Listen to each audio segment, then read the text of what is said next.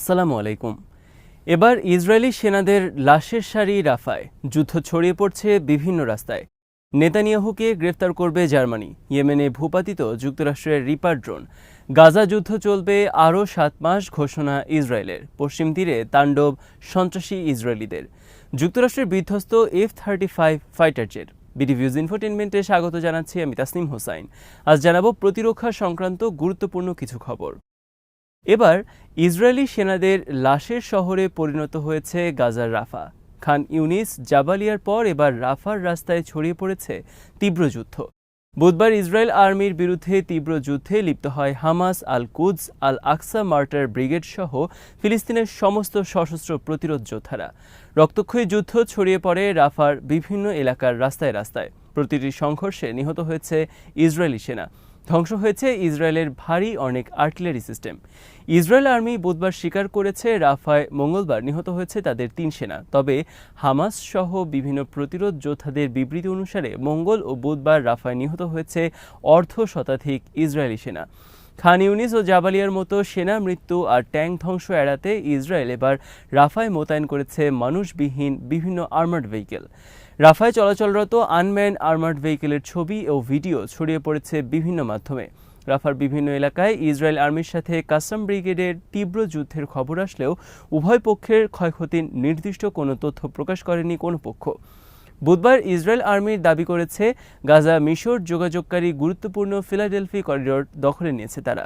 এই করিডোরের সাথে যুক্ত রয়েছে হামাসের অনেকগুলো টানেল। এসব টানেলের মাধ্যমে মিশর থেকে গোপনে অস্ত্র আসে গাজায়। ফিলাডেলফি করিডোর জুড়ে কমপক্ষে 20টি টানেল রয়েছে বলে দাবি করছে ইসরায়েল আর্মি। মঙ্গলবার রাফার কেন্দ্রে ইসরায়েল আর্মি প্রবেশ করে ট্যাঙ্ক সহ ভারী আর্টিলারি নিয়ে।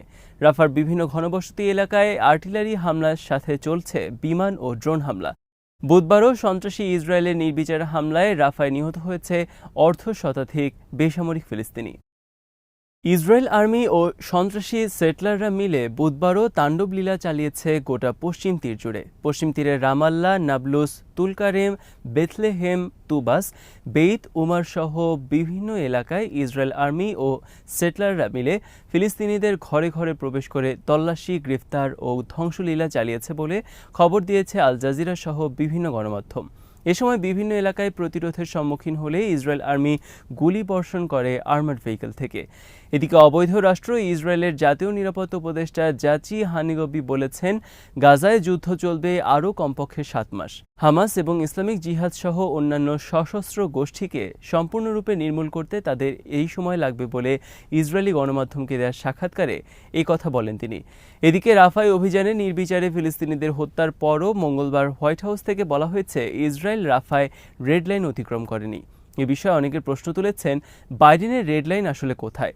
মে মাসের শুরুতে যুক্তরাষ্ট্রের প্রেসিডেন্ট জো বাইডেন বলেছিলেন, ইসরায়েল যদি রাফায় অভিযান চালায় তাহলে যুক্তরাষ্ট্র ইসরায়েলে অস্ত্র সরবরাহ স্থগিত করবে। কিন্তু যুক্তরাষ্ট্রেরই দেয়া অস্ত্রে রোববার রাফায় ইসরায়েল আর্মি 45 জনকে পুড়িয়ে মারার পরও হোয়াইট হাউস বলছে ইসরায়েল গাজায় সীমিত অভিযান পরিচালনা করেছে এবং রেড লাইন অতিক্রম করেনি।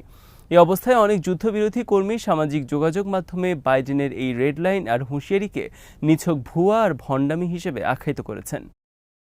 ইয়েমেন বুধবার ভূপাতিত করেছে যুক্তরাষ্ট্রের একটি MQ-9 রিপার ড্রোন। ইয়েমেনের মারিব এলাকায় অপারেশন পরিচালনার সময় ইয়েমেনের এয়ার ডিফেন্স সিস্টেমের সরাসরি আঘাতে ভূপাতিত হয় যুক্তরাষ্ট্রের ড্রোন বিমানটি। এর ফলে গাজা যুদ্ধ চলাকালে যুক্তরাষ্ট্রের 6টি রিপার ড্রোন ভূপাতিত করল ইয়েমেনের হুথি বিদ্রোহীরা।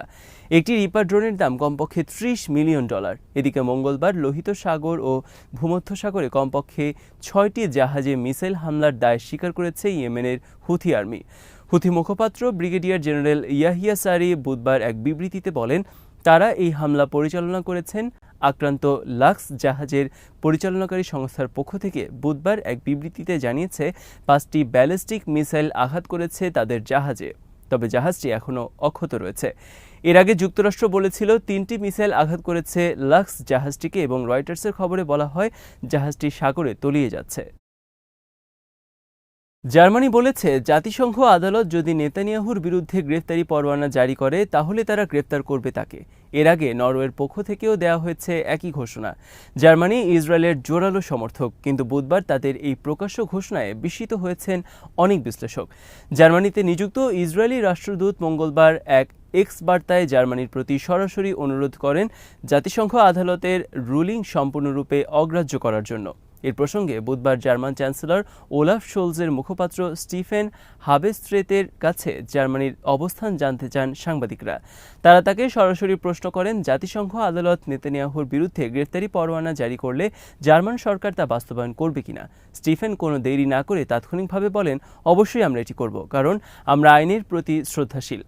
জার্মানির এই ঘোষণায় হতাশ হয়ে পড়েছে ইসরায়েল। গাজা যুদ্ধ ইস্যুতে ইউরোপের অনেক শক্তিশালী দেশ একে একে সরে পড়ছে ইসরায়েলের পাশ থেকে। এই নিয়ে এমনকি দ্বন্দ্ব চলছে যুক্তরাষ্ট্র ও তার পশ্চিমা অনেক ঘনিষ্ঠ মিত্রদের মধ্যেও, কারণ যুক্তরাষ্ট্র ঘোষণা দিয়েছে জাতিসংঘ আদালতের বিরুদ্ধে তারা অবরোধ আরোপ করবে, আর তার মিত্ররা বলছে তারা নেতানিয়াহুর বিরুদ্ধে জাতিসংঘ আদালতের আদেশ মেনে চলবে। ইসরায়েল বিষয়ে জাতিসংঘ আদালতের কার্যক্রমে ক্ষুব্ধ যুক্তরাষ্ট্র, কারণ গাজায় ইসরায়েলের সমস্ত অপকর্মের দায় রয়েছে যুক্তরাষ্ট্রের। গাজা যুদ্ধে ইসরায়েল যুদ্ধ অপরাধী ও মানবতা বিরোধী অপরাধী সাব্যস্ত হলে এর দায় নিতে হবে যুক্তরাষ্ট্রকে। যুক্তরাষ্ট্রের নিউ মেক্সিকোতে বিধ্বস্ত হয়েছে একটি F-35 fifth generation fighter jet. New মেক্সিকোর আলবুকার্ক বিমান ঘাঁটি এলাকায় মঙ্গলবার বিধ্বস্ত হয়েছে বিমানটি। বিধ্বস্ত হওয়ার আগে সময় ধরে আগুন জ্বলতে থাকে। আগুনে পুড়ে সম্পূর্ণ ভস্ম হয়ে গেছে বিমানটি। পাইলট বিমান থেকে বের হয়ে আসতে সক্ষম হলেও গুরুতর আহত হয়েছে বলে জানিয়েছে স্থানীয় গণমাধ্যম। বিমানটি মঙ্গলবার বিধ্বস্ত হলেও যুক্তরাষ্ট্র এয়ারফোর্স থেকে এখনও কোনো বিবৃতি প্রকাশ করেনি। বুধবার আল জাজিরা অ্যারাবিক সহ বিভিন্ন স্থানীয় গণমাধ্যমে প্রকাশিত হয়েছে আলোচিত F-35 ফাইটার জেট বিধ্বস্তের খবর। যুক্তরাষ্ট্রের F-35 বর্তমানে বিশ্বের অন্যতম আলোচিত আর ব্যয়বহুল ফিফথ জেনারেশন ফাইটার জেট। যুক্তরাষ্ট্র সহ বিভিন্ন দেশের বিমান বাহিনীতে সার্ভিসে যুক্ত হওয়ার পর থেকে বিতর্ক পিছু ছাড়ছে না এর। একের পর এক দুর্ঘটনার পর সম্প্রতি এর বড় একটি ত্রুটি বের হয় পাইলটের ইজেকশন সিট নিয়ে। এতে বলা হয়, দুর্ঘটনার সময় পাইলটের ইজেকশন সিট সঠিকভাবে কাজ করে না, যার ফলে বিশ্বের বিভিন্ন দেশের কাছে থাকা F-35 বিমান অপারেশন স্থগিত করা হয় এর সমাধান না হওয়া পর্যন্ত। F-35 অনেক পাইলট জানিয়েছেন এর পরিচালনা অত্যন্ত জটিল। দীর্ঘ প্রশিক্ষণ আর দক্ষ পাইলট ছাড়া এটি ওড়ানো সম্ভব নয়। আজ এখানেই শেষ করছি। সমরাস্ত্র, প্রতিরক্ষা ও কূটনীতির নানা তথ্য জানতে চোখ রাখুন বিডিভিউজ ইনফোটেইনমেন্টে। চ্যানেলটি ভালো লাগলে সাবস্ক্রাইব করুন। সংযুক্ত থাকুন আমাদের ফেসবুক পেজে। আল্লাহ হাফেজ।